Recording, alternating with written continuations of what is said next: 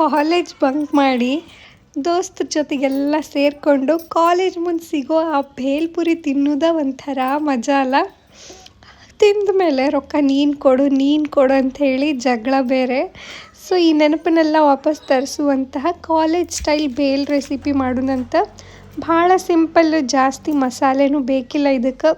ಇದನ್ನು ಮಾಡೋಕ್ಕೆ ನೀವು ಒಲೆನೂ ಹಚ್ಚಬೇಕಾಗಿಲ್ಲ, ವಿತೌಟ್ ಫೈರ್ ಮಾಡ್ಬೋದು. ಇದನ್ನು ಹೆಂಗೆ ಮಾಡೋದು ನೋಡೋಣ ಬರ್ರಿ. ಫಸ್ಟಿಗೆ ನಾನಿಲ್ಲಿ ಒಂದು 3-4 ಉಳ್ಳಾಗಡ್ಡಿನ ಸಣ್ಣಕ್ಕೆ ಕಟ್ ಮಾಡಿ ಇಟ್ಕೊಂಡೀನಿ. ಆದಷ್ಟು ಸಣ್ಣಕ್ಕನೇ ಕಟ್ ಮಾಡ್ಕೊಳ್ರಿ.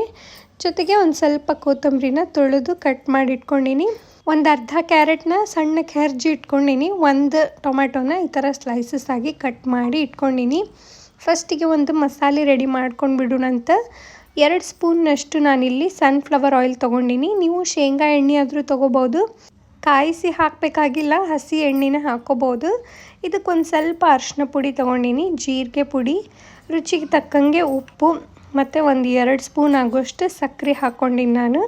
ಅರಿಶಿನ ಆದಷ್ಟು ಕಡಿಮೆನೇ ತೊಗೊಳ್ರಿ, ಯಾಕಂದರೆ ಅದು ಒಂಥರ ಹಸಿ ವಾಸನೆ ಬರುತ್ತೆ. ಹಾಗಾಗಿ ಲೈಟಾಗಿ ಅರಿಶಿನ ಪುಡಿ ಹಾಕ್ಕೊಳ್ರಿ.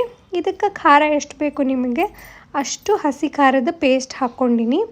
ಜೊತೆಗೆ 1 ಸ್ಪೂನ್ನಷ್ಟು ನಿಂಬೆ ರಸ, ಒಂದು ಅರ್ಧ ಹೋಳು ನಿಂಬೆ ರಸ ಅಂತಂದು ಹೇಳ್ಬೋದು, ಹಾಕ್ಕೊಂಡು ಫಸ್ಟಿಗೆ ಮಸಾಲ ಅಷ್ಟೇ ನೀಟಾಗಿ ಮಿಕ್ಸ್ ಮಾಡ್ಕೊಂಡು ಬಿಡೋಣಂತ. ಈಗ ಇದಕ್ಕೆ ಆವಾಗಲೇ ಸಣ್ಣಕ್ಕೆ ಕಟ್ ಮಾಡಿ ಇಟ್ಕೊಂಡಿದ್ವಲ್ಲ ಉಳ್ಳಾಗಡ್ಡಿ, ಅದನ್ನು ಹಾಕ್ಕೊಳಕತ್ತೀನಿ. ಒಂದು ಸ್ವಲ್ಪ ಉಳ್ಳಾಗಡ್ಡಿ ಉಳಿಸ್ಕೊಂಡು ನಾನು ಮೇಲೆ ಗಾರ್ನಿಷಿಂಗಿಗೆ ಹಾಕ್ತೀನಿ ನಾನು. ಹಾಗಾಗಿ ಇದಕ್ಕೆ ಒಂದು 2 ಹಿಡಿ ಆಗುವಷ್ಟು ಹಸಿ ಕೊಬ್ಬರಿನ ಹೆರ್ಚಿ ಹಾಕ್ಕೊಂಡಿನಿ. ನಿಮಗೆ ಕೊಬ್ಬರಿ ಉಳ್ಳಾಗಡ್ಡಿ ರೇಷಿಯೋ ನಿಮಗೆ ಎಷ್ಟು ಬೇಕೋ ಅಷ್ಟು ಹೆಚ್ಚು ಕಡಿಮೆ ಹಾಕ್ಕೋಬೋದು. ಎಲ್ಲನೂ ಹಾಕ್ಕೊಂಡು ನೀಟಾಗಿ ಕೈಯಿಂದ ಕಿವುಚಿ ಕಲಿಸ್ಕೋಬೇಕು.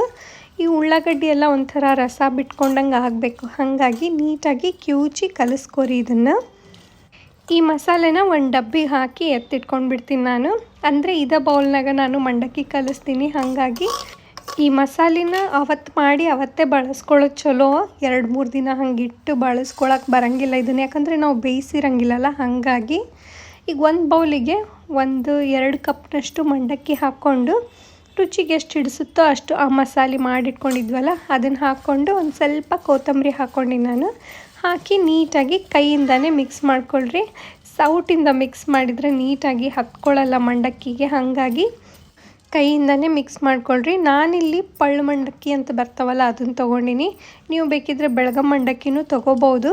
ಇದಕ್ಕೆ ಒಂಚೂರು ತುರಿದಿರೋ ಕ್ಯಾರೆಟು, ಒಂದಷ್ಟು ಹುರಿದಿರೋ ಶೇಂಗಾನ ಹಾಕ್ಕೊಂಡು ನಾನು. ಶೇಂಗಾದ ಕ್ವಾಂಟಿಟಿ ನಿಮಗೆ ಇಷ್ಟ ಆದರೆ ಹೆಚ್ಚಿಗೆ ಹಾಕ್ಕೋಬೋದು.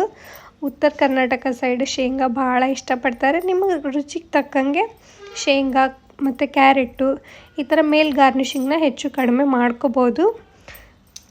ಇದ್ರ ಜೊತೆಗೆ ಉಪ್ಪಲ್ಲಿ ಹುರಿದಿರೋ ಮೆಣಸಿನ್ಕಾಯಿ ಭಾಳ ಒಳ್ಳೆ ಕಾಂಬಿನೇಷನು. ಏನಿಲ್ಲ, ಮೆಣಸಿನ್ಕಾಯಿನ ಸ್ಲಿಟ್ ಮಾಡಿ ಎಣ್ಣೆ ಒಳಗೆ ಸ್ವಲ್ಪ ಹುರಿದು ಮೇಲೆ ಉಪ್ಪು ಹಾಕ್ಬಿಟ್ರೆ ಆಗೋಯ್ತು. ಮಸ್ತ್ ಸ್ಪೈಸಿನೂ ಅನಿಸುತ್ತೆ, ತಿನ್ನೋಕ್ಕೆ ಮಜಾನೂ ಬರುತ್ತೆ. ಹಾಗಾಗಿ ನಮ್ಮ ಬೇಲು ರೆಡಿನ ಆಗೈತಿ ಇವಾಗ. ಈ ರೆಸಿಪಿ ನಿಮಗೆ ಇಷ್ಟ ಆಗಿದ್ದರೆ ಕಾಮೆಂಟ್ ಮಾಡಿ ತಿಳಿಸ್ರಿ. ವಿಡಿಯೋಕ್ಕೊಂದು ಲೈಕ್ ಕೊಡಿರಿ. ನಿಮ್ಮ ಫ್ರೆಂಡ್ಸು ಫ್ಯಾಮ್ಲಿ ಜೊತೆಗೆ ಶೇರ್ನೂ ಮಾಡಿರಿ.